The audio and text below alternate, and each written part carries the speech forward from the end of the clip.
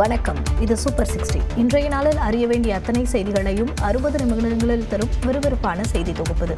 அந்த வகையில் முதலாவதாக மகா சிவராத்திரியையொட்டி 3 நாட்களுக்கு சிறப்பு பேருந்துகள் இயக்கப்பட உள்ளன. மகா சிவராத்திரி மற்றும் வார இறுதி நாட்களை முன்னிட்டு இன்று முதல் சென்னையிலிருந்து 1240 சிறப்பு பேருந்துகள் இயக்கப்படுகின்றன. வரும் ஞாயிற்றுக்கிழமை மகா சிவராத்திரி கொண்டாடப்படும் நிலையில் ஏராளமான பொதுமக்கள் வழிபாட்டு தலங்களுக்கும் சொந்த ஊர்களுக்கும் பயணம் செய்ய திட்டமிட்டுள்ளனர். இதனை கருத்தில் கொண்டு சென்னை கிளாம்பாக்கத்திலிருந்து திருவண்ணாமலை, திருச்சி, கும்பகோணம், மதுரை, திருநெல்வேலி, நாகர்கோவில் உள்ளிட்ட இடங்களுக்கு இன்று முதல் சிறப்பு பேருந்துகள் இயக்கப்படும் என அறிவிக்கப்பட்டுள்ளது. அதன்படி சென்னை கிளாம்பாக்கத்திலிருந்து இன்று 125 சிறப்பு பேருந்துகள் இயக்கப்படும் என்று விரைவு போக்குவரத்து கழகம் தெரிவித்துள்ளது. இதன் தொடர்ச்சியாக சென்னை கிளாம்பாக்கத்திலிருந்து நாளை 500 சிறப்பு பேருந்துகளும், நாளை மறுதினம் 550 சிறப்பு பேருந்துகளும் இயக்கப்பட உள்ளன. இதேபோன்று சென்னை கோயம்பேட்டிலிருந்து திருவண்ணாமலை, நாகப்பட்டினம், வேளாங்கண்ணி, ஓசூர், பெங்களூரு ஆகிய இடங்களுக்கு நாளை 55 சிறப்பு பேருந்துகளும், நாளை மறுதினம் 55 சிறப்பு பேருந்துகளும் இயக்கப்படும் என அரசு அறிவித்துள்ளது. பெங்களூரு, திருப்பூர், ஈரோடு, கோவை ஆகிய ஊர்களிலிருந்தும் பல்வேறு இடங்களுக்கு நாளை மற்றும் நாளை மறுதினம் 100 சிறப்பு பேருந்துகள் இயக்கப்பட உள்ளன. மாதவரத்திலிருந்து நாளை மற்றும் நாளை மறுதினம் 20 சிறப்பு பேருந்துகள் இயக்கப்பட இருப்பதாக விரைவு போக்குவரத்து கழகம் குறிப்பிட்டுள்ளது. மேலும் ஞாயிறன்று சொந்த ஊர்களிலிருந்து சென்னை மற்றும் பெங்களூரு திரும்ப வசதியாக பயணிகளின் தேவைக்கு ஏற்ப அனைத்து இடங்களிலிருந்து சிறப்பு பேருந்துகளை இயக்க திட்டமிட்டிருப்பதாக அரசு விரைவு போக்குவரத்து கழக இயக்குநர் தெரிவித்துள்ளார்.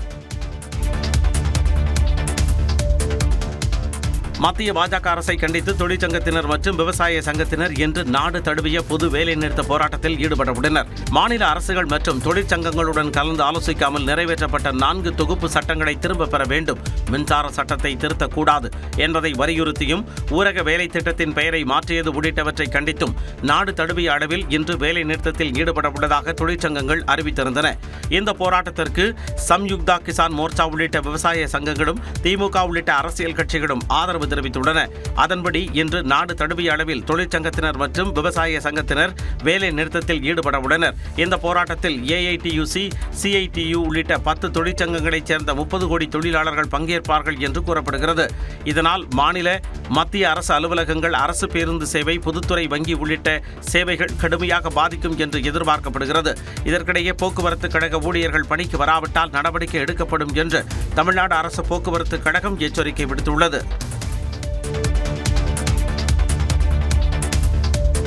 டிஎன்பிஎஸ்சி குரூப் 2 தேர்வுக்கான ஹால் டிக்கெட் இணையதளத்தில் வெளியிடப்பட்டுள்ளது. குரூப் 2 பணிகளில் அடங்கிய பதவிகளுக்கான தாள் 2 பொது அறிவு தேர்வு வருகிற 22ஆம் தேதி நடைபெறவுள்ளது. இத்தேர்வுக்கான ஹால் டிக்கெட் தற்போது இணையதளத்தில் வெளியிடப்பட்டுள்ளது. விண்ணப்பதாரர்கள் தேர்வாணையத்தின் அதிகாரப்பூர்வ இணையதளங்கள் வாயிலாக தங்களது ஒருமுறை பதிவு தளத்தில் விண்ணப்ப எண் மற்றும் பிறந்த தேதியை உள்ளீடு செய்து ஹால் டிக்கெட்டை பதிவிறக்கம் செய்து கொள்ளலாம். ஏற்கனவே தொழில்நுட்ப கோளாறால் ரத்து செய்யப்பட்ட குரூப் 2 மற்றும் 2A முதன்மை தேர்வுகள் மார்ச் 15ஆம் தேதி நடைபெறும் என அறிவிக்கப்பட்டுள்ள நிலையில் குரூப் 2 பொது அறிவு தேர்வு எவ்வித மாற்றமுமின்றி திட்டமிட்டபடி வரும் 22ஆம் தேதி நடைபெறும் என்று டிஎன்பிஎஸ்சி உறுதிப்படுத்தியுள்ளது.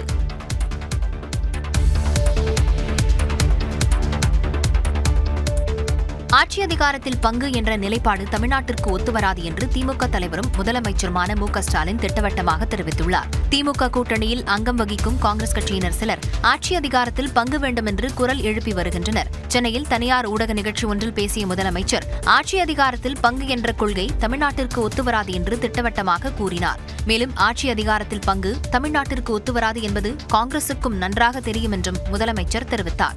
காங்கிரசுடனான கூட்டணி வலுவாக இருப்பதாகவும் அதில் பிளவை ஏற்படுத்த சிலர் இதுபோன்ற கருத்துக்கள் மூலம் சதித்திட்டம் தீட்டுவதாகவும் மு.க. ஸ்டாலின் விமர்சித்தார். காங்கிரஸ் மூத்த தலைவர் ராகுல் காந்தி அரசியலை கடந்து தனக்கு ஒரு சகோதரர் என்றும் தனது குடும்பத்தில் ஒருவராகவே அவரை பார்ப்பதாகவும் முதலமைச்சர் தெரிவித்தார். ஆட்சி அதிகாரத்தில் பங்கு குறித்து திமுக மற்றும் காங்கிரஸ் தலைவர்கள் மாறி மாறி கருத்து தெரிவித்து வந்ததற்கு முதலமைச்சர் மு.க. ஸ்டாலின் முற்றுப்புள்ளி வைத்துள்ளார்.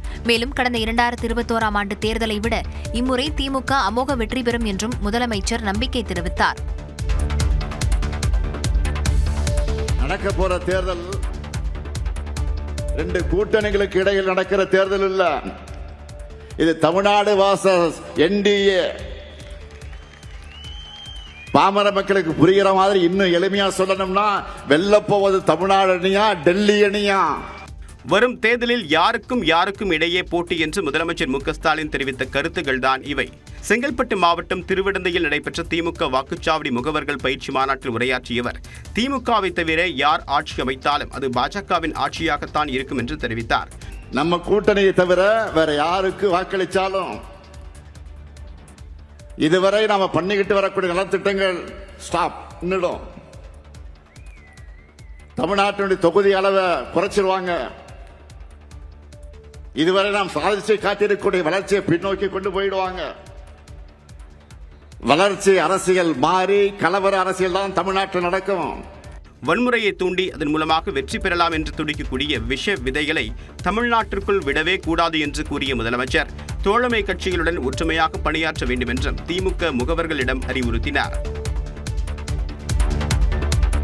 வரும் தேர்தலில் அதிமுக தனி பெரும்பான்மையோடு ஆட்சி அமைக்கும் என அக்கட்சியின் பொதுச் செயலாளர் எடப்பாடி பழனிசாமி நம்பிக்கை தெரிவித்துள்ளார். தனியார் தொலைக்காட்சிக்கு பேட்டியளித்த எடப்பாடி பழனிசாமி வரும் சட்டப்பேரவை தேர்தல் என்டிஏ கூட்டணி 210 தொகுதிகளில் வெற்றி பெறும் என்றும் அதிமுக பெரும்பான்மையான இடங்களில் வெற்றி பெற்று தனி பெரும்பான்மையோடு ஆட்சி அமைக்கும் என்றும் உறுதிபட தெரிவித்தார். தனக்கும் அமமுக பொதுச் செயலாளர் தினகரனுக்கும் இடையே இருந்த கருத்து வேறுபாடு சரியாகிவிட்டதாக கூறிய எடப்பாடி பழனிசாமி அதிமுகவில் ஓ பன்னீர்செல்வத்திற்கும் சசிகலாவிற்கும் மீண்டும் இடம் உண்டா என்ற கேள்விக்கு பலமுறை தனது நிலைப்பாட்டை விலக்கிவிட்டதாக கூறினார்.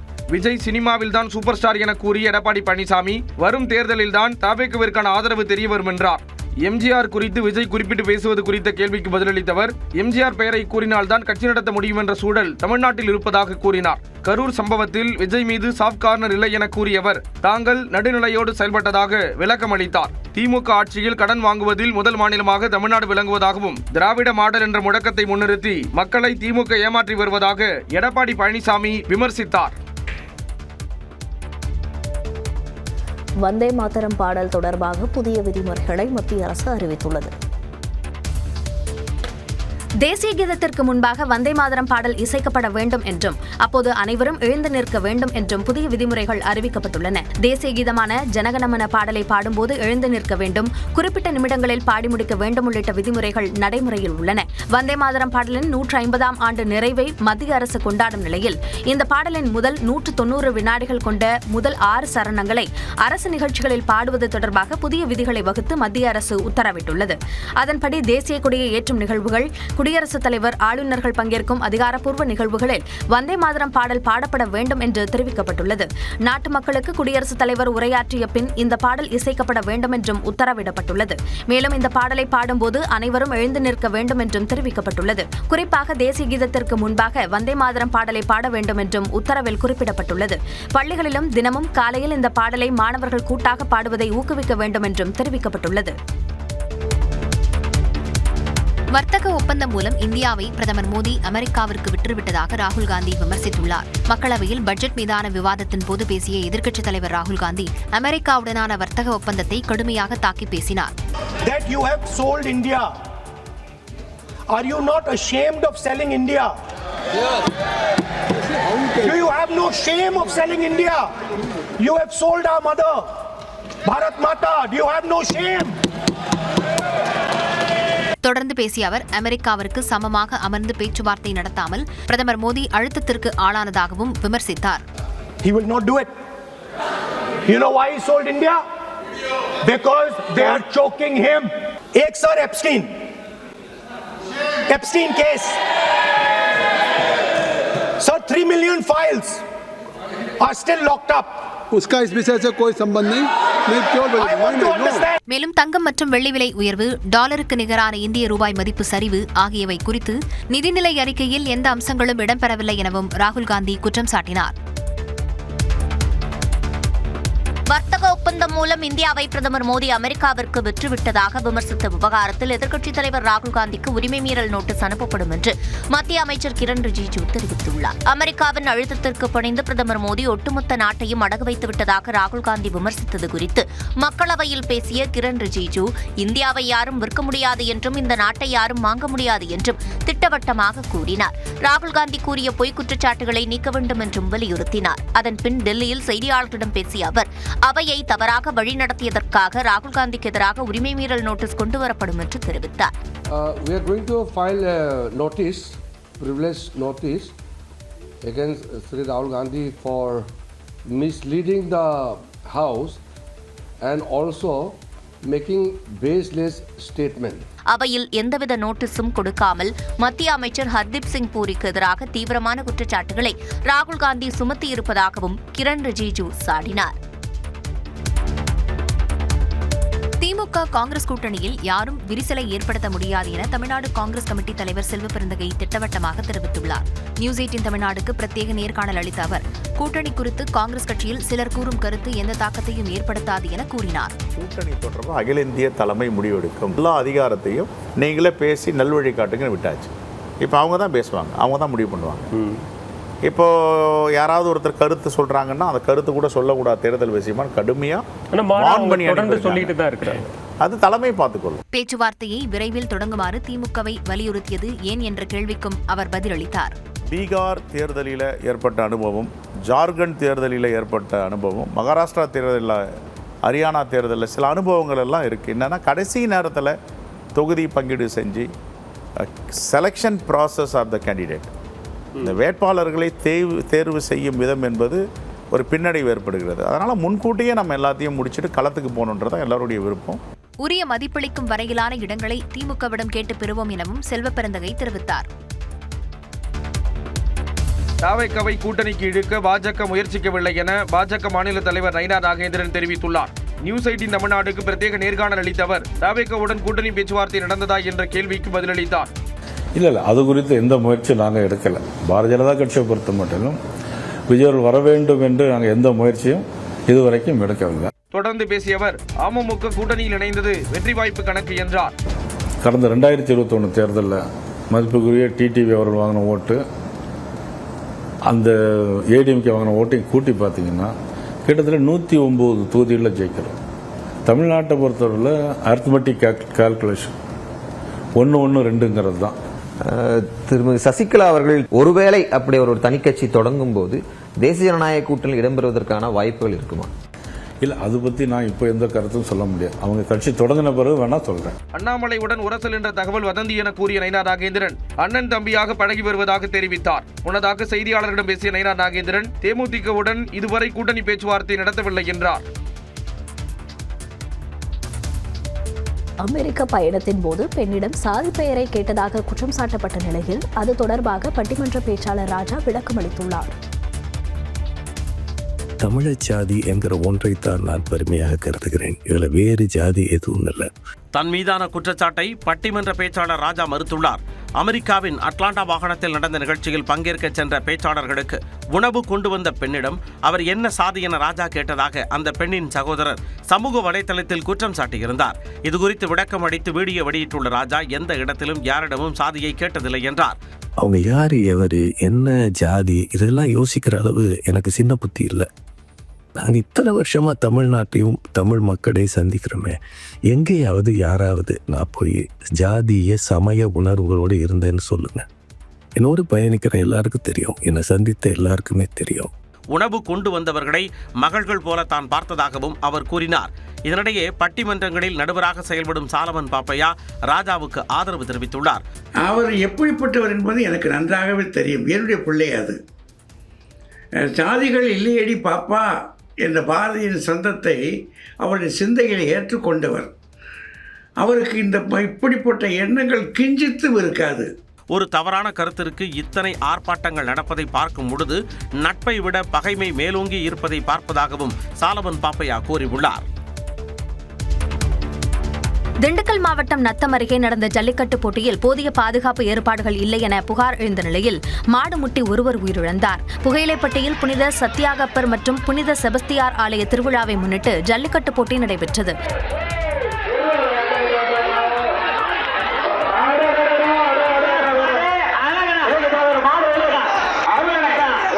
மாவட்ட நிர்வாகம் சார்பில் ஏற்பாடுகள் செய்யப்பட்டிருந்தாலும் போட்டி நடைபெற்ற இடத்தில் பல்வேறு விதிமீறல்கள் மற்றும் குளறுபடிகள் நடந்ததாக புகார் எழுந்தது. ஜல்லிக்கட்டு வீரர்களுக்கான மருத்துவ பரிசோதனை மையத்தில் போதிய பாதுகாப்பு ஏற்பாடுகள் செய்யப்படாததால் வீரர்கள் மத்தியில் கடும் தள்ளுமுள்ளு ஏற்பட்டது. சூழ்நிலையை கட்டுப்படுத்த முடியாமல் திணறிய காவல்துறையினர் கூட்டத்தை கலைக்க லேசான தடியடி நடத்தினர். இதனால் அப்பகுதியில் சிறிது நேரம் பதற்றம் நிலவியது.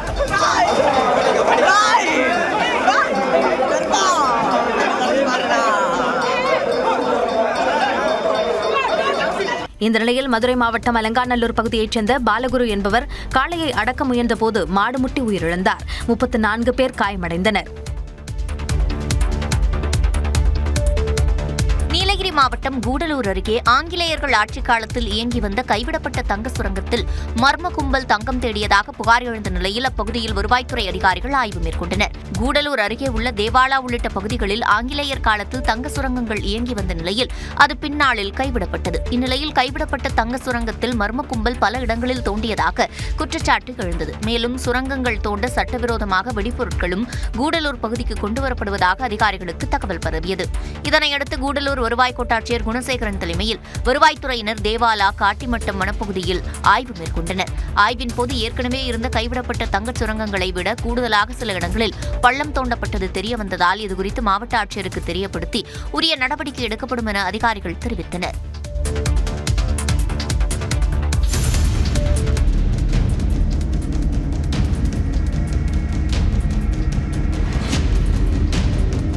தூத்துக்குடி மாவட்டம் விளாத்திக்குளம் அருகே ஊராட்சி ஒன்றிய அலுவலகத்தில் ஊழியரை கடித்த பாம்பை தீயணைப்புத் துறையினரும் ஊழியர்களும் தேடும் காட்சிதான் இது. விளாத்திக்குளம் அருகே உள்ள புதூர் ஊராட்சி ஒன்றிய அலுவலகத்தில் உதவியாளராக பணியாற்றி வருபவர் மாரியப்பன். இவர் வழக்கம் போல அலுவலகத்தில் பணியாற்றிக் கொண்டிருந்த போது ஜன்னல் வழியாக உள்ளே புகுந்த பாம்பு அங்கிருந்த பீரோவின் மேல் பதுங்கியிருந்ததாக தெரிகிறது. திடீரென மாரியப்பன் மேல் விழுந்த பாம்பு அவரது வலது கையின் கட்டை விரலை கடித்துள்ளது. பாம்பு கடித்ததில் மாரியப்பன் மயங்கி விழுந்த நிலையில் அருகிலிருந்த ஊழியர்கள் அவரை உடனடியாக மீட்டு கோவில்பட்டி அரசு மருத்துவமனையில் சிகிச்சைக்காக அனுமதித்தனர்.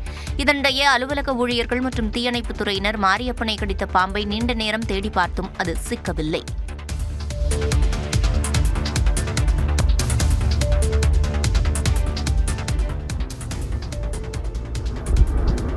பூந்தமல்லி வடபழனி மெட்ரோ ரயில் வழித்தடத்தின் ரயில்வே பாதுகாப்பு ஆணையர் AM சௌத்ரி ஆய்வு மேற்கொண்ட காட்சிகள்தான் இவை. சென்னையில் 2ஆம் கட்டமாக 3 வழித்தடங்களில் 116 கிலோமீட்டர் தொலைவிற்கு மெட்ரோ ரயில் பணிகள் நடைபெறுகின்றன. இதில் கலங்கரை விளக்கம் பூந்தமல்லி வரையிலான வழித்தடத்தின் ஒரு பகுதியாக பூந்தமல்லி வடபழனி வரை 14.64 கிலோமீட்டர் தொலைவிற்கு உயர்மட்ட ரயில் பாதைகள் அமைக்கப்பட்டு அனைத்து கட்ட சோதனை பணிகள் முடிக்கப்பட்டன. இந்நிலையில் பூந்தமல்லி வடபழனி வழித்தடத்தில் தெற்கு மண்டல ரயில்வே பாதுகாப்பு ஆணையர் AM சௌத்ரி தலைமையிலான குழுவினர் நேற்று முதற்கட்ட ஆய்வை தொடங்கினர். முதல் நாளில் பூந்தமல்லி புறவழிச்சாலை நிலையம் முதல் ஐயப்பந்தாங்கல் மெட்ரோ ரயில் நிலையம் வரையிலான 6 கிலோமீட்டர் நீளத்திற்கு டிராலியில் சென்று ரயில் தண்டவாளம், ரயில் பிரேக் தொழில்நுட்பம், பயணிகள் பாதுகாப்பு உள்ளிட்ட பல்வேறு அம்சங்களை ஆய்வு செய்தனர். ஹைட்ராலிக் கிரேன் உதவியுடன் மேம்பால கட்டமைப்புகளையும் ஆய்வு செய்தனர். தொடர்ந்து 2வது நாளாக இன்றும் ஆய்வு மேற்கொள்ள உள்ளனர். அதன் பின்னர் இந்த வழித்தடத்தில் மெட்ரோ ரயில் இயக்குவது குறித்து ரயில்வே பாதுகாப்பு ஆணையர் ஒப்புதல் அளிப்பார் என எதிர்பார்க்கப்படுகிறது.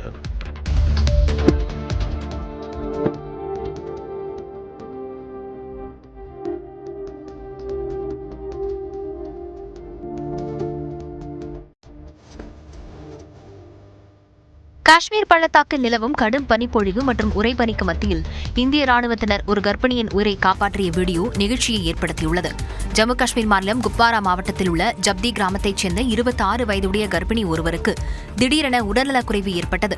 அப்பகுதியில் பெய்து வரும் கடும் பனிப்பொழிவு காரணமாக சாலைகள் அனைத்தும் மூடப்பட்டு போக்குவரத்து முற்றிலும் துண்டிக்கப்பட்டிருந்தது. அந்த பெண்ணை மருத்துவமனைக்கு அழைத்துச் செல்ல முடியாத இக்கட்டான சூழல் நிலவியது. பாதுகாப்பு பணியிலிருந்த இந்திய ராணுவத்தினர் இதுகுறித்து அறிந்து உடனடியாக அந்த பெண்ணின் வீட்டிற்கு விரைந்தனர். எந்திரங்கள் செல்ல முடியாத அளவிற்கு பனி குவிந்திருந்ததால் ராணுவ வீரர்கள் அந்த பெண்ணை தங்களது தோளில் சுமந்தபடி கரடு முரடான பனிப்பாதைகளில் நடக்கத் தொடங்கினர். உறை பனியையும் பொருட்படுத்தாமல் பல கிலோமீட்டர் தூரம் சுமந்து சென்று அருகிலுள்ள மருத்துவ வசதி கொண்ட இடத்திற்கு அந்த பெண்ணை பாதுகாப்பாக கொண்டு சேர்த்தனர்.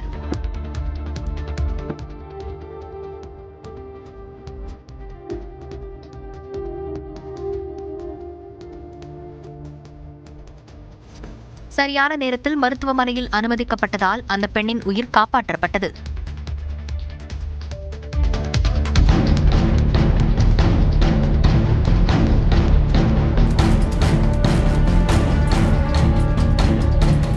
பெங்களூருவில் காவலரின் கண்முன்னேயே 2 வயது மகளும் 4 வயது உறவினரின் மகளும் உயிரிழந்த பதைப்பதைக்க வைக்கும் காட்சிகளை இவை.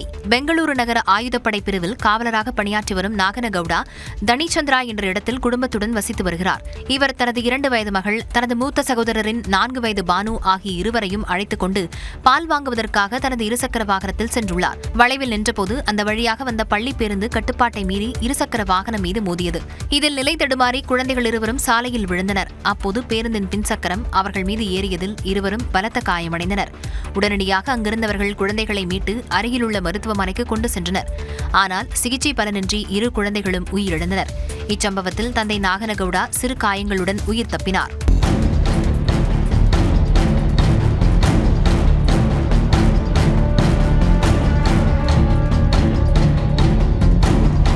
விபத்தை ஏற்படுத்திய பள்ளி பேருந்தின் ஓட்டுநரை ஹென்னூர் போக்குவரத்து காவல்துறையினர் கைது செய்து விசாரணை நடத்தி வருகின்றனர்.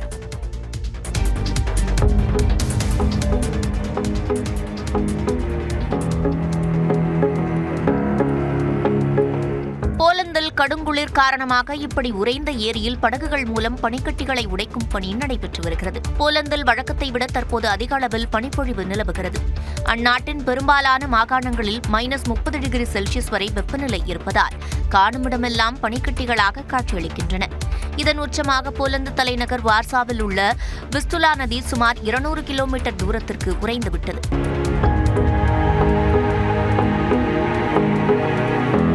இந்நிலையில் விஸ்துலா நதியிலிருந்து தெற்கு போலந்து நோக்கி நீரோட்டம் செல்வதற்கு படகுகள் மூலம் பனிக்கட்டிகளை உடைக்கும் பணி நடைபெற்று வருகிறது.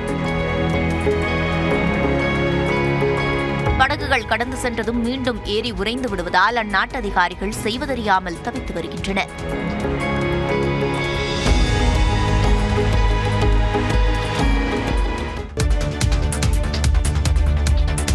அமெரிக்க அதிபர் டிரம்பை தவிர வேறு எந்த ஒரு இந்திய தலைவரும் ரஷ்யாவில் இருந்து எண்ணெய் வாங்குவதை இந்தியா நிறுத்துவதாக கூறவில்லை என்று ரஷ்ய வெளியுறவுத்துறை அமைச்சர் செர்ஜி லாவ்ரோவ் தெரிவித்துள்ளார். ரஷ்யாவிடமிருந்து கச்சா எண்ணெய் இறக்குமதி செய்வதை நிறுத்த இந்தியா உறுதியளித்திருப்பதாக அமெரிக்க அதிபர் டிரம்ப் தெரிவித்திருந்தார். இது தொடர்பாக இந்தியா தரப்பில் எந்தவிதமான கருத்தும் தெரிவிக்கப்படவில்லை. இந்நிலையில் ரஷ்ய நாடாளுமன்றத்தில் உரையாற்றிய அந்நாட்டு வெளியுறவுத்துறை அமைச்சர் செர்ஜி லாவ்ரோவ் அமெரிக்க அதிபர் டிரம்பை தவிர பிரதமர் நரேந்திர மோடி உட்பட வேறு எந்த இந்திய தலைவரும் ரஷ்யாவிலிருந்து எண்ணெய் வாங்குவதை இந்தியா நிறுத்துவதாக கூறவில்லை என்றார். கடந்த டிசம்பர் மாதம் டெல்லியில் பிரதமர் நரேந்திர மோடியை ரஷ்ய அதிபர் புதின் சந்தித்து பேசிய நிலையில் இந்த ஆண்டு பிரிக்ஸ் உச்சி மாநாட்டின் போதும் இரு நாட்டு தலைவர்கள் சந்தித்து பேச வாய்ப்பிருப்பதாக குறிப்பிட்டார். மேலும் இந்தியா விரும்பக்கூடிய அளவுக்கு அந்நாட்டுடனான உறவை முன்னெடுத்து செல்ல ரஷ்யா தயாராக இருப்பதாகவும் செர்ஜி லாவ்ரோவ் தெரிவித்தார். ஆப்கானிஸ்தானுக்கு எதிரான T20 உலகக்கோப்பை லீக் போட்டியில் அடுத்தடுத்து 2 சூப்பர் ஓவர்களுக்கு பிறகு தென்னாப்பிரிக்க அணி திரில் வெற்றி பெற்றது. அகமதாபாத்தில் நடைபெற்ற ஆட்டத்தில் முதலில் பேட்டிங் செய்த தென்னாப்பிரிக்க அணி 6 விக்கெட்டுகள் இழப்பிற்கு 187 ரன்கள் குவித்தது. பின்னர் விளையாடிய ஆப்கானிஸ்தான் அணி 19.4 ஓவர்களில் 187 ரன்களுக்கு அனைத்து விக்கெட்டுகளையும் இழந்தது. தொடக்க ஆட்டக்காரர் குர்பாஸ் 84 ரன்கள் எடுத்து அசத்தினார். வெற்றி வாய்ப்பை நூலிழையில் ஆப்கானிஸ்தான் தவறவிட்டதால் போட்டி சூப்பர் ஓவருக்கு சென்றது. இதில் முதலில் பேட்டிங் செய்த ஆப்கானிஸ்தான் 6 பந்துகளுக்கு 17 ரன்களை சேர்த்தது. அடுத்து ஆடிய தென்னாப்பிரிக்காவும் 17 ரன்களை எடுத்ததால் போட்டி மீண்டும் சூப்பர் ஓவர் வசம் சென்றது. இதனால் ஆட்டத்தில் விறுவிறுப்பு எகிரிய நிலையில் முதலில் பேட்டிங் செய்த தென்னாப்பிரிக்க அணி 23 ரன்கள் எடுத்தது. 6 பந்துகளுக்கு 24 ரன்கள் எடுத்தால் வெற்றி என்ற நிலையில் ஆப்கானிஸ்தான் களமிறங்க முதல் 2 பந்துகளில் ரன் ஏதும் எடுக்காமல் ஒரு விக்கெட்டையும் அந்த அணி பறிகொடுத்தது. பின்னர் களத்தில் நின்ற குர்பாஸ் ஹாட்ரிக் சிக்சர்களை விளாசி ரசிகர்களை பரவசப்படுத்தினார். கடைசி பந்தில் 5 ரன்கள் தேவைப்பட்ட நிலையில் குர்பாஸ் அடித்த பந்து மில்லரின் கைவசம் சிக்கியது. பரபரப்புக்கு பஞ்சமில்லாமல் நடைபெற்ற ஆட்டத்தில் ஆப்கானிஸ்தான் அணி போராடி தோல்வியடைந்தது.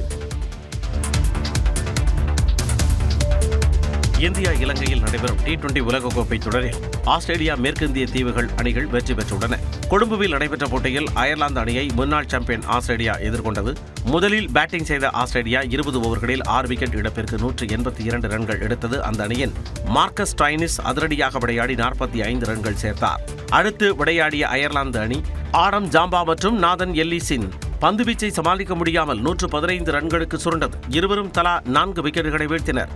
மாலையில் மும்பை வான்கடே மைதானத்தில் இங்கிலாந்திற்கு எதிராக முதலில் விளையாடிய மேற்கிந்திய தீவுகள் 196 ரன்களை குவித்தது. அந்த அணியின் ரூதர்ஃபோர்ட் 7 சிக்சர்களை பறக்கவிட்டு 42 பந்துகளில் 76 ரன்களை குவித்தார். தொடர்ந்து விளையாடிய இங்கிலாந்து அணி 19 ஓவர்களில் 166 ரன்களுக்கு ஆல் அவுட் ஆகி 30 ரன்களில் தோல்வியடைந்தது. இங்கிலாந்து அணியின் சாம் கரன் அதிகபட்சமாக 43 ரன்கள் எடுத்தார். மேற்கிந்திய தீவுகளின் ரூதர்ஃபோர்ட் ஆட்டநாயகனாக தேர்வு செய்யப்பட்டார். பிரபல நடிகர் அல்லு அர்ஜுன் தம்மை சந்திக்க வரும் பிராண்ட் மேனேஜர்களுக்கு 42 கடுமையான விதிகளை விதித்ததாக எழுந்துள்ள புகாருக்கு அவரது தரப்பு மறுப்பு தெரிவித்துள்ளது. காவேரி பருவா என்ற பிராண்ட் மேனேஜர் அண்மையில் ஒரு பாட்காஸ்ட் நிகழ்ச்சியில் பேசினார். அப்போது அல்லு அர்ஜுனை சந்திக்கும் போது என்ன செய்ய வேண்டும், என்ன செய்யக்கூடாது என்று 42 விதிமுறைகள் அடங்கிய குறிப்பு தனக்கு வழங்கப்பட்டதாக கூறினார். அதில் அல்லு அர்ஜுனின் கண்களை பார்த்து பேசக்கூடாது, கை குலுக்கக்கூடாது உள்ளிட்ட வினோதமான கட்டுப்பாடுகள் இருந்ததாக அவர் குற்றம் சாட்டியிருந்தார். மேலும் அல்லு அர்ஜுனின் மேலாளர்கள் மிகவும் கடுமையாக நடந்து கொள்வார்கள் என்றும் அவர் குறிப்பிட்டிருந்தார். இது பேசுபொருளான நிலையில் அல்லு அர்ஜுனின் குழு அறிக்கை ஒன்றை வெளியிட்டுள்ளது. அதில் அல்லு அர்ஜுன் குறித்து கூறப்பட்ட கருத்துக்கள் முற்றிலும் ஆதாரமற்றவை மற்றும் உண்மைக்கு புறம்பானவை என தெரிவிக்கப்பட்டுள்ளது. அல்லு அர்ஜுன் எப்போதும் மிகுந்த கண்ணியத்துடனும் மரியாதையுடனும் நடந்து கொள்பவர் என்றும் தவறான குற்றச்சாட்டுகளை தாங்கள் தீவிரமாக எடுத்துக் கொள்வதாகவும் குறிப்பிடப்பட்டுள்ளது. இதற்கு பொறுப்பானவர்கள் மீது தங்கள் சட்டக்குழு அவதூறு வழக்கு தொடர உள்ளதாகவும் அல்லு அர்ஜுனின் தரப்பு தெரிவித்துள்ளது. இதைத் தொடர்ந்து காவேரி பருவா தனது இன்ஸ்டாகிராம் மற்றும் லிங்க்டின் கணக்குகளை நீக்கியுள்ளார். Ladies and gentlemen, the doctors from the class of 2020.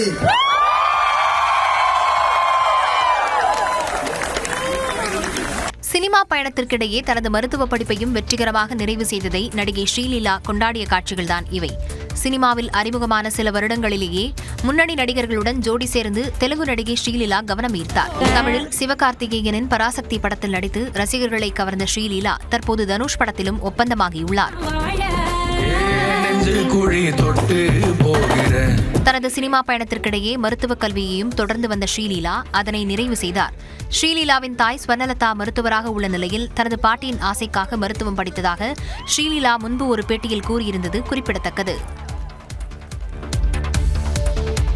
பாகிஸ்தானை கழிவறை காகிதம் போல் அமெரிக்கா பயன்படுத்தியதாக அந்நாட்டின் பாதுகாப்பு அமைச்சர் கவாஜா ஆசிப் குற்றம் சாட்டியுள்ளார். இது தொடர்பாக பாகிஸ்தான் நாடாளுமன்றத்தில் பேசிய பாதுகாப்பு அமைச்சர் கவாஜா ஆசிப் அமெரிக்கா தங்களின் தேவைக்காக பாகிஸ்தானை பயன்படுத்திவிட்டு தூக்கி எறிந்ததாக கூறினார். பாகிஸ்தானை கழிவறை காகிதத்தை விட மோசமாக அமெரிக்கா பயன்படுத்தியதாக கூறிய அவர் அமெரிக்காவை நம்பி ஆப்கானிஸ்தானுடனான நட்புறவை முறித்துக் கொண்டது பெரும் தவறு எனவும் கூறினார். 1999 ஆண்டுக்கு பிறகு மீண்டும் அமெரிக்காவுடன் கூட்டணி வைக்க பாகிஸ்தான் எடுத்த முடிவு ஆப்கானிஸ்தானுடனான நட்புறவை சீரழித்து பாகிஸ்தானுக்கு நீடித்த சேதத்தை ஏற்படுத்தியதாக கூறியுள்ளார். அமெரிக்காவின் ஆதரவை பெற பாகிஸ்தான் மேற்கொண்ட முயற்சிகள் அனைத்தும் தவறான உதாரணம் எனவும் அதன் விளைவை பாகிஸ்தான் பல ஆண்டுகளாக அனுபவித்து வருவதாகவும் கவாஜா ஆசிப் தெரிவித்தார். இந்தியாவுக்கு எதிரான நிலைப்பாட்டை எடுப்பதில் மட்டுமே மும்முரம் காட்டி வரும் பாகிஸ்தான் திடீரென அமெரிக்காவுக்கு எதிராக பெரும் குற்றச்சாட்டை முன்வைத்திருப்பது சர்வதேச அரங்கில் சலசலப்பை ஏற்படுத்தியுள்ளது. அண்டை மாநிலமான ஆந்திராவில் பறவை காய்ச்சல் வேகமாக பரவி வரும் நிலையில் அதன் எதிரொலியாக திருவள்ளூர் மாவட்டத்தில் கோழி இறைச்சி விற்பனை கடுமையாக வீழ்ச்சியடைந்துள்ளது. கேரளா, ஆந்திரா உள்ளிட்ட அண்டை மாநிலங்களில் பறவை காய்ச்சல் வேகமாக பரவி வரும் நிலையில் ஆந்திர பண்ணைகளில் இருந்து திருவள்ளூர் மாவட்டம் வழியாக சென்னைக்கு வரும் இறைச்சி கோழிகள் கணிசமாக குறைந்துள்ளது. மேலும் பறவை காய்ச்சல் பீதி காரணமாக பொதுமக்கள் கோழிக்கறி வாங்குவதை தவிர்த்து வருகின்றனர். பெரும்பாலான நுகர்வோர் கோழிக்கறிக்கு மாற்றாக ஆட்டுக்கறிக்கு மாறியுள்ளனர். குறிப்பாக ஆந்திர எல்லைப் பகுதிகளான ஊத்துக்கோட்டை, திருத்தணி, ஆரம்பாக்கம், திருவள்ளூர், கே சத்திரம் உள்ளிட்ட இடங்களில் வியாபாரம் கடுமையாக பாதிக்கப்பட்டுள்ளது. கடந்த 3 நாட்களாக விற்பனை சரிவடைந்துள்ளதால் வாழ்வாதாரம் பாதிக்கப்பட்டுள்ளதாக இறைச்சிக்கடை உரிமையாளர்கள் கவலை தெரிவித்துள்ளனர்.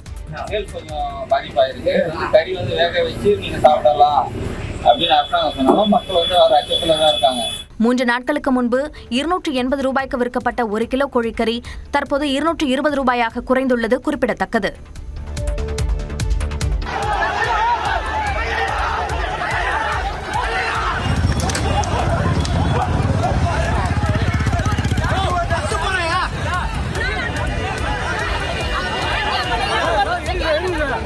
புதுச்சேரியில் அரசு விழாவில் பங்கேற்க வந்த முதலமைச்சர் ரங்கசாமியின் காரை முற்றுகையிட முயன்ற பொதுப்பணித்துறை தற்காலிக ஊழியர்களுக்கும் காவல்துறைக்கும் தள்ளுமுள்ளு ஏற்பட்டது. சிந்தனை சிற்பி சிங்காரவேலரின் நினைவு தினத்தையொட்டி புதுச்சேரி அரசு சார்பில் கடலூர் சாலையில் உள்ள அவரது சிலைக்கு மாலை அணிவிக்கும் நிகழ்ச்சி நடைபெற்றது. இதில் முதலமைச்சர் ரங்கசாமி, பொதுப்பணித்துறை அமைச்சர் லட்சுமி நாராயணன் ஆகியோர் கலந்து கொண்டு மாலை அணிவித்து மரியாதை செலுத்தினர். அரசு நிகழ்ச்சி முடிந்து முதலமைச்சர் புறப்பட தயாரான போது அரசு பணியாளர்கள் கூட்டமைப்பின் ஒருங்கிணைப்பாளர் சரவணன் தலைமையில் திரண்ட தற்காலிக ஊழியர்கள் காரை மறித்து முற்றுகையிட முயன்றனர். பாதுகாப்பு பணியில் இருந்த போலீசார் அவர்களை தடுத்த போது இருதரப்பிற்கும் இடையே கடும் தள்ளுமுள்ளு ஏற்பட்டது. இதனையடுத்து போராட்டத்தை முன்னெடுத்த சரவணனை போலீசார் குண்டுகட்டாக தூக்கிச் சென்று கைது செய்ய முயன்றனர்.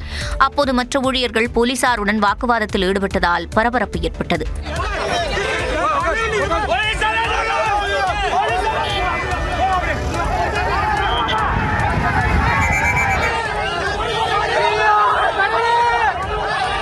புதுச்சேரி பொதுப்பணித்துறையில் மாதந்தோறும் 18,000 ரூபாய் தொகுப்பூதியத்திற்கு பணியாற்றும் சுமார் 1,300 தற்காலிக ஊழியர்கள் பணி நிரந்தரம் செய்ய கோரி பல்வேறு போராட்டங்களை நடத்தி வருவது குறிப்பிடத்தக்கது.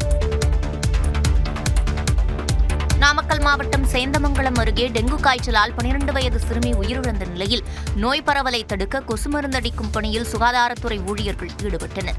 சேந்தமங்கலம் அடுத்த துத்திக்குளம் ரெட்டிப்புதூர் காலனியைச் சேர்ந்த அருள் பாண்டியன் விண்வழி தம்பதியினரின் 12 வயது மகள் லித்தியாவுக்கு கடந்த சில நாட்களாக காய்ச்சல் இருந்து வந்துள்ளது. இதனையடுத்து நாமக்கல் அரசு மருத்துவக் கல்லூரி மருத்துவமனையில் அனுமதிக்கப்பட்ட சிறுமியை பரிசோதித்ததில் அவருக்கு டெங்கு காய்ச்சல் ஏற்பட்டது உறுதியானது. சிறுமி லித்தியா தொடர்ந்து சிகிச்சை பெற்று வந்த நிலையில் அவர் சிகிச்சை பலனளிக்காமல் பரிதாபமாக உயிரிழந்தார். இதனிடையே சிறுமி லித்தியா வசிக்கும் பகுதிக்கு சென்ற சுகாதாரத்துறை அதிகாரிகள் அப்பகுதியில் ஆய்வு மேற்கொண்டனர். இதனைத் தொடர்ந்து அப்பகுதியில் நோய் பரவலை தடுக்க சுகாதாரத்துறை ஊழியர்கள் கொசு மருந்து அடித்தனர். தங்கம் விலை சவரனுக்கு ஒரே நாளில் இருமுறை உயர்ந்து 1,18,320 ரூபாய்க்கு விற்பனையானது. கடந்த சில நாட்களாக தங்கம் விலை ஏற்ற இறக்கத்துடன் இருந்து வருகிறது. இந்நிலையில் சென்னையில் ஆபரண தங்கம் விலை காலையில் சவரனுக்கு 160 ரூபாய் உயர்ந்த நிலையில் மாலையில் மீண்டும் 1,520 ரூபாய் உயர்ந்து 1,18,320 ரூபாயாக நிர்ணயிக்கப்பட்டது. அதன்படி 1 கிராம் தங்கம் மொத்தமாக 210 ரூபாய் அதிகரித்து 14,790 ரூபாய்க்கு விற்பனையானது. வெள்ளி விலையை பொறுத்தமட்டில் மாற்றமின்றி 1 கிராம் 300 ரூபாய்க்கும் பார் வெள்ளி கிலோ 3 லட்சம் ரூபாய்க்கும் விற்பனையானது. இதனிடையே மும்பை பங்குச்சந்தை குறியீட்டெண் சென்செக்ஸ் ஏற்றத்துடன் தொடங்கிய நிலையில் சற்று சரிவுடன் நிறைவடைந்தது. அதன்படி வர்த்தகத்தின் முடிவில் 40 புள்ளிகள் குறைந்து 84,233 புள்ளிகளுடன் நிறைவு பெற்றது. நிப்டி 18 புள்ளிகள் உயர்ந்து 25,953 புள்ளிகளுடன் நிறைவடைந்தது.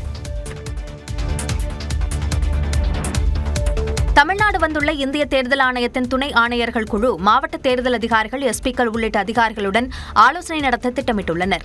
தமிழ்நாடு மற்றும் புதுச்சேரி சட்டப்பேரவைகளுக்கு விரைவில் தேர்தல் நடைபெறும் நிலையில் தேர்தல் ஆயத்த பணிகள் குறித்து ஆய்வு செய்ய இந்திய தேர்தல் ஆணையத்தின் துணை ஆணையர்கள் குழு சென்னை வந்தடைந்தது. விமான நிலையத்தில் செய்தியாளர்களை சந்தித்த துணை ஆணையர் மானேஷ் கார்க் தேர்தல் ஆயத்த பணிகள் குறித்து ஆய்வு செய்ய உள்ளதாக தெரிவித்தார். Practice of the commission to visit all the states and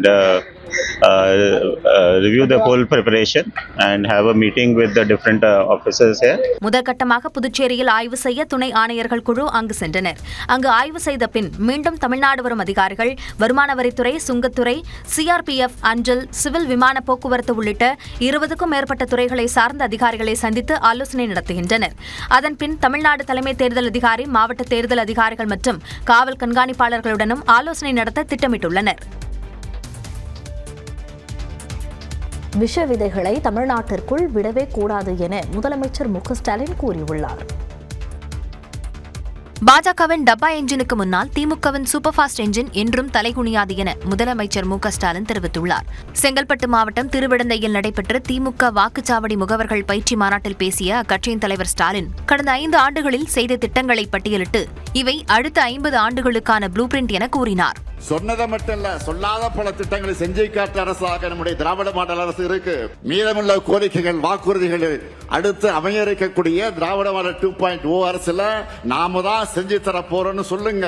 அடுத்த 5 ஆண்டுகள்ல தமிழ்நாட்டு வளர்ச்சி உலக நாடுகளுக்கு இணையாக உயரக்கூடிய நிலை வரும் என்ற நம்பிக்கையை மக்களிடத்தில் ஏற்படுத்துங்க. தொடர்ந்து பேசிய அவர் பாஜக மற்றும் அதிமுகவை கடுமையாக சாடினார்.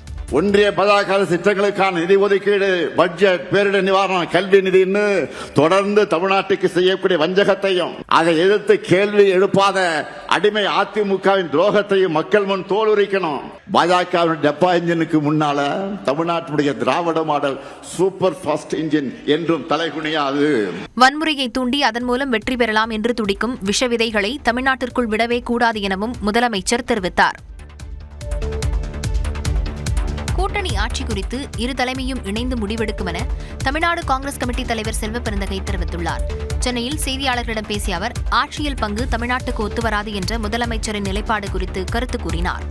மாண்புமிகு முதலமைச்சர் அவருடைய கருத்தையும் கட்சியுடைய கருத்தையும் தமிழ்நாட்டில் என்ன நாட்டு நடப்புறதை பற்றி சொல்லியிருக்காரு.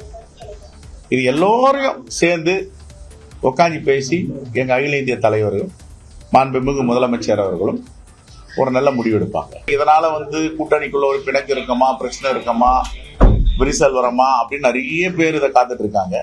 அது மாதிரி எதுவும் வரதுக்கு வாய்ப்பு இல்லை. கூட்டணி ஆட்சியா அல்லது ஒரு கட்சியின் ஆட்சியா என்பதை மக்கள் முடிவு செய்வார்கள் என்று காங்கிரஸ் எம்பி மாணிக்கம் தாக்கூர் தெரிவித்துள்ளார்.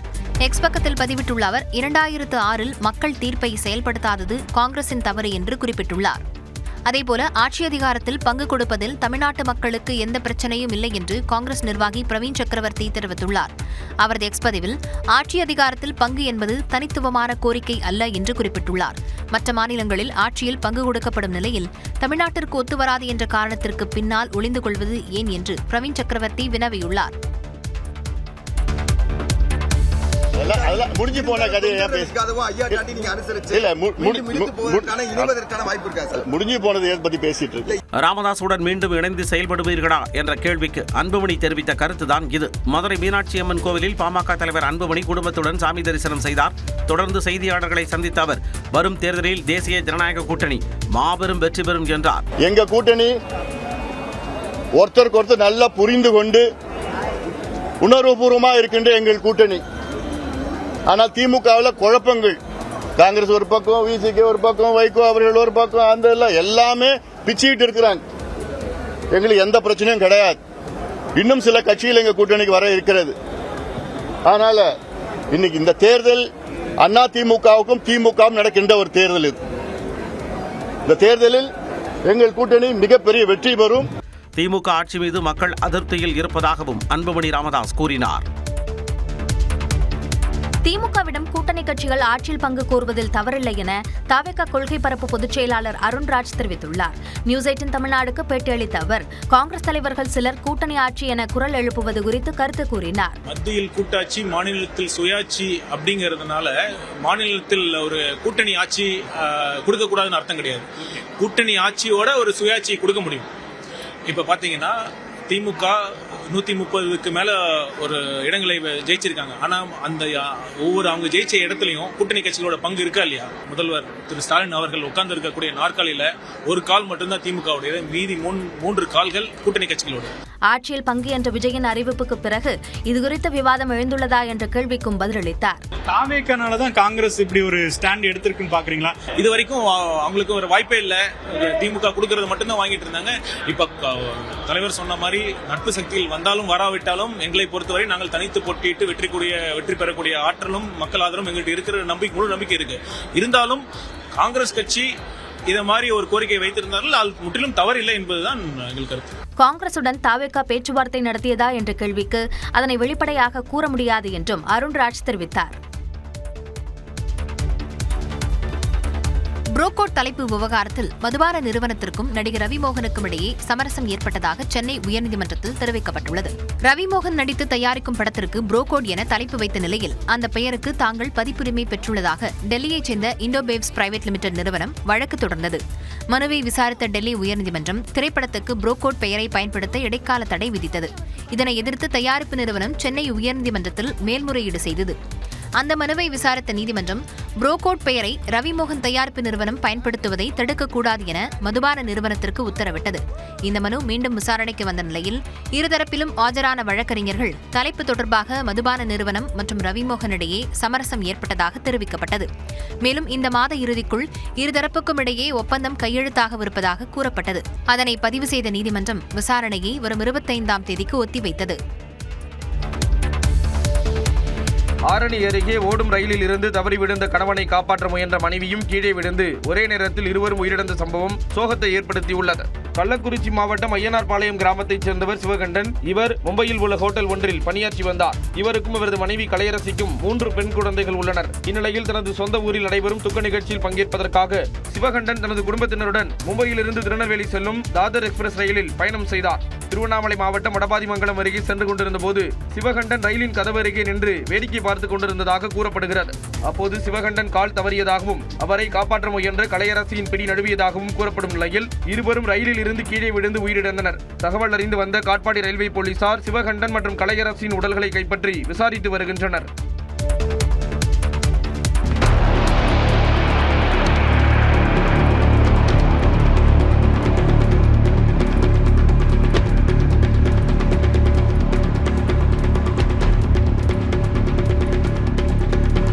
சேலம் சேலம் மாவட்டம் வாழப்பாடியில் முன்விரோதம் காரணமாக வீடு புகுந்து தாய் மற்றும் மகளை குடும்பமாக சென்று கொடூரமாக தாக்கிய சம்பவம் அதிர்ச்சியை ஏற்படுத்தியுள்ளது. வாழப்பாடி ஐயா கவுண்டர் தெருவைச் சேர்ந்தவர் ஆஷா ராணி. கணவரை பிரிந்து வாடும் இவர் தனது மகள் சோனியா மற்றும் மகனுடன் ஒரு வீட்டின் முதல் தளத்தில் வாடகைக்கு வசித்து வந்தார். அதே வீட்டின் தரைத்தளத்தில் ரேவதி என்பவர் தனது குடும்பத்துடன் வசித்து வந்தார். கடந்த ஓராண்டிற்கு முன்பு தண்ணீர் பிடிப்பதில் இரு குடும்பத்தினருக்கும் இடையே ஏற்பட்ட தகராறு காரணமாக ஆஷா ராணி அந்த வீட்டை விட்டு வெளியேறி பக்கத்து வீதிக்கு குடிபெயர்ந்ததாக கூறப்படுகிறது.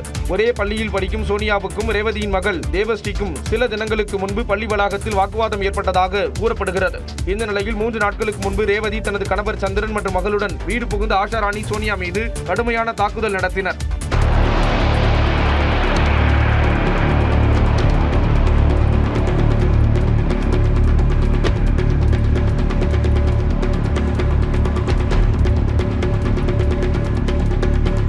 இது தொடர்பாக ரேவதி கைது செய்யப்பட்டு லாரி ஓட்டுநர் சந்திரனை போலீசார் தேடி வருகின்றனர். மற்றொரு தரப்பான ஆஷா ராணி மற்றும் சோனியா மீதும் வழக்கு பதியப்பட்டுள்ளது. பிரதமர் மோடி எப்ஸ்டீனை சந்தித்ததில்லை என மத்திய அமைச்சர் ஹர்தீப் சிங் பூரி தெரிவித்துள்ளார். பாலியல் குற்றவாளியான எப்ஸ்டீனை தொழில் நிமித்தமாகவே சந்தித்ததாகவும் அவருடைய குற்றச்செயலுக்கும் தனக்கும் தொடர்பில்லை என்றும் மத்திய அமைச்சர் ஹர்தீப் சிங் பூரி விளக்கமளித்துள்ளார். அமெரிக்காவை சேர்ந்த பாலியல் குற்றவாளி ஜெஃப்ரி எப்ஸ்டீன் தொடர்பாக கோப்புகளில் ஹர்தீப் சிங் பூரியின் பெயர் இடம்பெற்றிருப்பதாக ராகுல் காந்தி மக்களவையில் குற்றம் சாட்டியிருந்தார். இந்நிலையில் டெல்லியில் செய்தி நிறுவனத்திற்கு பேட்டியளித்த மத்திய அமைச்சர் ஹர்தீப் சிங் பூரி ராகுலின் குற்றச்சாட்டுகளை மறுத்தார். தான் சர்வதேச அமைதி நிறுவனத்தில் பணியாற்றிய போது அதன் தலைவர் டெர்ஜே ரோட் லார்சன் மூலமாக எப்ஸ்டீனை சந்தித்ததாக கூறினார். தூதுக்குழுவின் ஒரு பகுதியாகவே அந்த சந்திப்புகள் நடைபெற்றதாக அமைச்சர் தெரிவித்தார். When I went to New York in 2017, I met Epstein a total of 4 times. 4 times in 9 years. And the total number of meetings I was a member of the IPI, International Peace Institute. I was Secretary General of an independent commission appointed to see if the UN is fit for purpose on its 75th anniversary. I have no independent meetings with Mr. Epstein. பிரதமர் நரேந்திர மோடி எப்ஸ்டீனை சந்தித்ததில்லை என்றும் பிரதமருக்கு எந்தவிதமான அழுத்தமும் கிடையாது என்றும் ஹர்தீப் சிங் பூரி கூறினார்.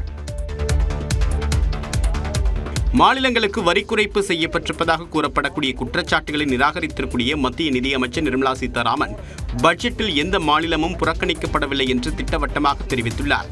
மக்களவையில் budget மீதான விவாதத்திற்கு பதில் உரையாற்றிய அவர் மாநிலங்களுக்கான மானியங்கள் உட்பட மூலதன செலவுக்காக மொத்தம் 17 லட்சம் கோடி ரூபாய் ஒதுக்கப்பட்டிருப்பதாகவும் இந்த நிதி நாடு முழுவதும் உள்கட்டமைப்பை வலுப்படுத்த பயன்படுத்தப்பட உள்ளதாக கூறினார்.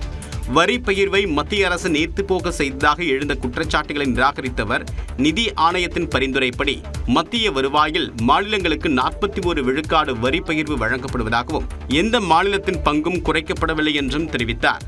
On the recommendation of finance ministers from the states who met me before the budget preparation, which is a normal calendar event which before every budget I meet up with the state finance ministers, on their recommendation and accepting their recommendation, capital expenditure grant that we grant, call it loan without interest for 50 years, which eventually would be equivalent to a grant, has been increased on their request to 2 lakh crores under SASKI.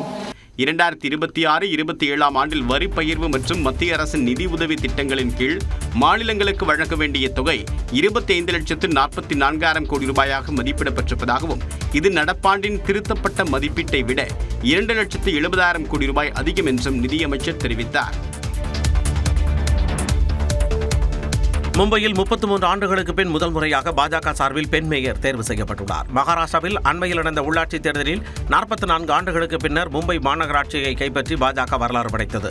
இந்நிலையில் Mumbai mayor மற்றும் துணை mayor பதவிகளுக்கான தேர்வு நடைபெற்ற நிலையில் அதில் பாஜக சார்பில் ரித்து டாவ்டே மேயராக தேர்வு செய்யப்பட்டார்.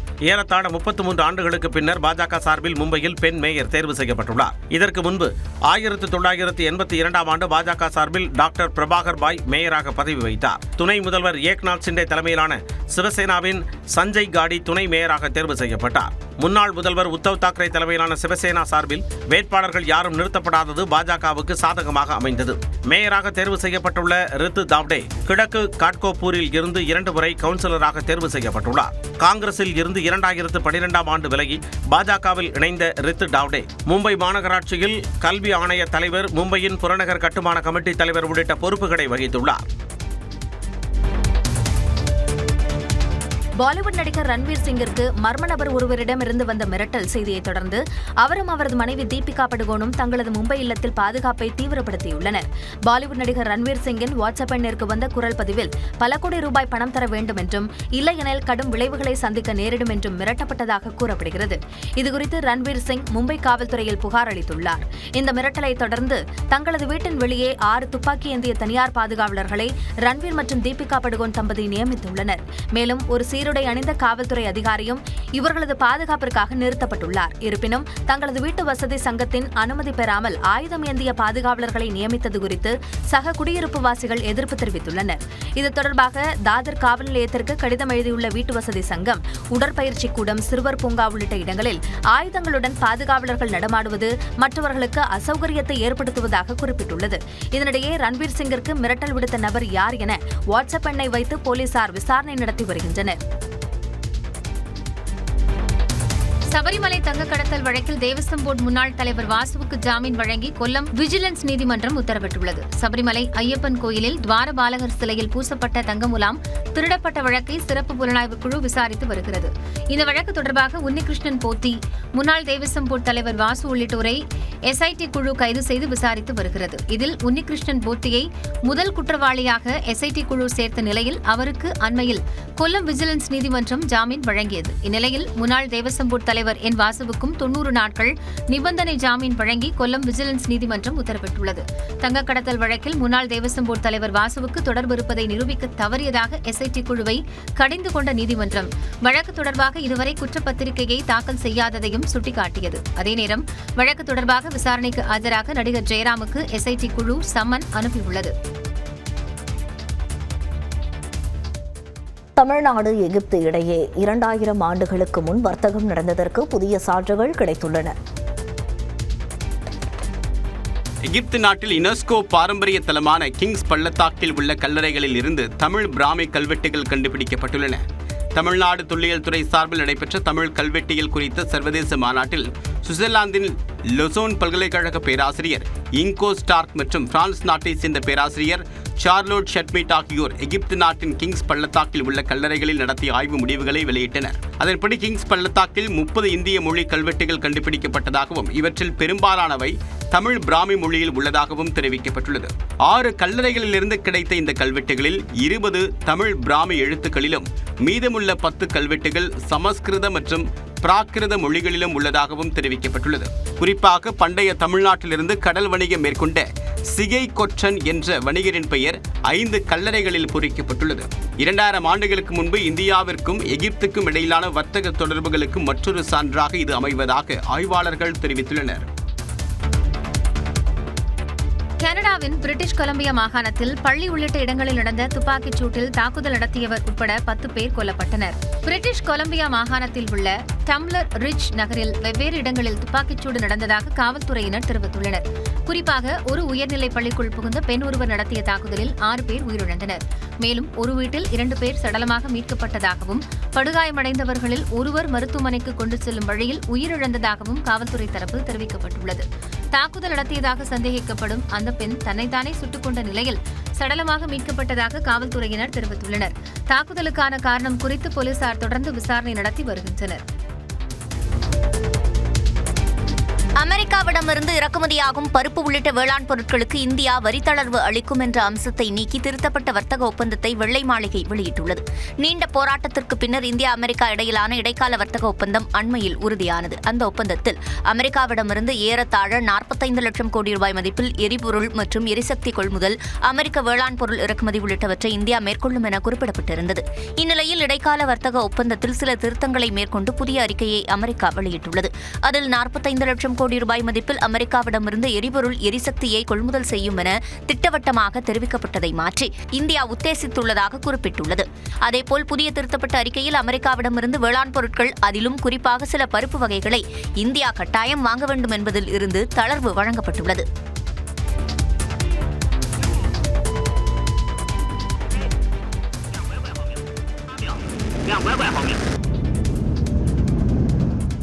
நிலவுக்கு மனிதர்களை அனுப்பக்கூடிய விண்கலத்தை வெற்றிகரமாக சோதனை செய்த சீனா மறு பயன்பாட்டிற்கான ராக்கெட் சோதனையிலும் வெற்றியை ருசித்துள்ளது. நிலவுக்கு மனிதர்களை அனுப்பக்கூடிய முயற்சியில் சீனா மும்முரமாக ஈடுபட்டு வருகிறது. இதன் முக்கிய கட்டமான லாங் மார்ச் 10 ராக்கெட்டில் விண்வெளி வீரர்களை சுமந்து செல்லக்கூடிய மெங்சோ விண்கலம் அந்நாட்டின் தெற்கு மாகாணமான ஹைனானில் இருந்து ஒருங்கிணைத்து சோதிக்கப்பட்டது. இது வெற்றிகரமாக விண்ணில் சீறி பாய்ந்ததுடன் விண்கலத்திலிருந்து அவசர கால வெளியேற்ற அமைப்பும் திட்டமிட்டபடி செயல்பட்டதாக விஞ்ஞானிகள் தெரிவித்துள்ளனர். இந்த சோதனையின் சிறப்பம்சமாக விண்வெளி வீரர்களை பூமிக்கு அழைத்து வரக்கூடிய விண்கலத்தின் பாகம் மற்றும் ராக்கெட்டின் முதல் அடுக்கு பாதுகாப்பாக கடல் பகுதியில் தரையிறக்கப்பட்டன.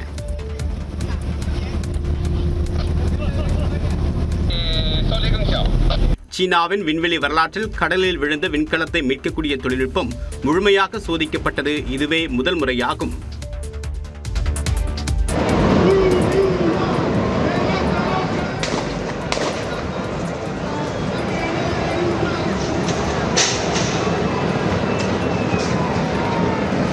தொழிலாளர் சட்ட சீர்திருத்தங்களை எதிர்த்து அர்ஜென்டினாவில் தொழிற்சங்கத்தினர் நடத்திய போராட்டத்தில் ஏற்பட்ட வன்முறை காட்சிகள் தான் இவை. புதிய தொழிலாளர் நல சட்ட திருத்தம் தொடர்பாக தலைநகர் பியூனஸ் ஐஎஸில் உள்ள நாடாளுமன்றத்தில் விவாதம் நடைபெற்றது. இந்நிலையில் புதிய தொழிலாளர் சட்டத்திற்கு எதிர்ப்பு தெரிவிக்கக்கூடிய விதமாக நாடாளுமன்றத்திற்கு வெளியே தொழிற்சங்கத்தினர் போராட்டத்தில் ஈடுபட்டனர். தடுப்பு வேலைகளை தகர்க்க முயன்ற போராட்டக்காரர்கள் மீது போலீசார் தண்ணீர் பீச்சி அடித்ததோடு கண்ணீர் புகைகுண்டுகளை வீசினர். இதில் ஆத்திரமடைந்த போராட்டக்காரர்கள் தெருக்களில் உள்ள குப்பை தொட்டிகளுக்கு தீ வைத்தனர்.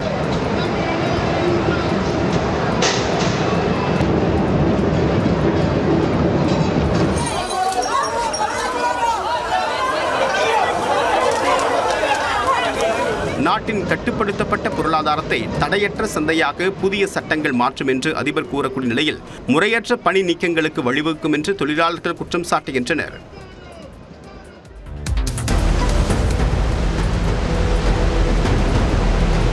போர்ச்சுகல் நாட்டின் வடக்கு மற்றும் மத்திய பகுதிகளில் பெய்து வரக்கூடிய கனமழையால் கோயிம்பரா மாகாணம் வெள்ளத்தில் மிதக்கிறது. மோண்டபேர் ஓ வெல்ஹா நகரத்தில் மாண்டேகா ஆற்றின் கரைகள் உடையக்கூடிய அபாயம் ஏற்பட்டிருப்பதால் அங்கு வசிக்கக்கூடிய மக்கள் பெரும் அச்சத்தில் உள்ளனர்.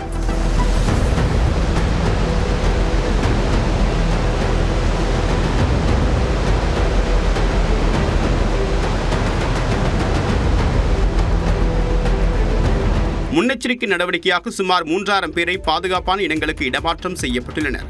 யுனெஸ்கோ பாரம்பரிய சின்னமான கோயம்பரா பல்கலைக்கழக நகரத்தின் பண்டைய மதில் சுவரின் ஒரு பகுதி இடிந்து விழுந்துள்ளது. கடந்த ஜனவரி மாதம் முதல் போர்ச்சுகலை தாக்கி வரக்கூடிய தொடர் புயல் மற்றும் மழையின் காரணமாக இதுவரை 15 பேர் உயிரிழந்துள்ளனர். பல்லாயிரக்கணக்கான வீடுகள் மின்சாரமின்றி இருளில் மூழ்கியுள்ளன. மீட்புப் பணிகள் தொடர்ந்து தீவிரமாக நடைபெற்று வருகின்றன.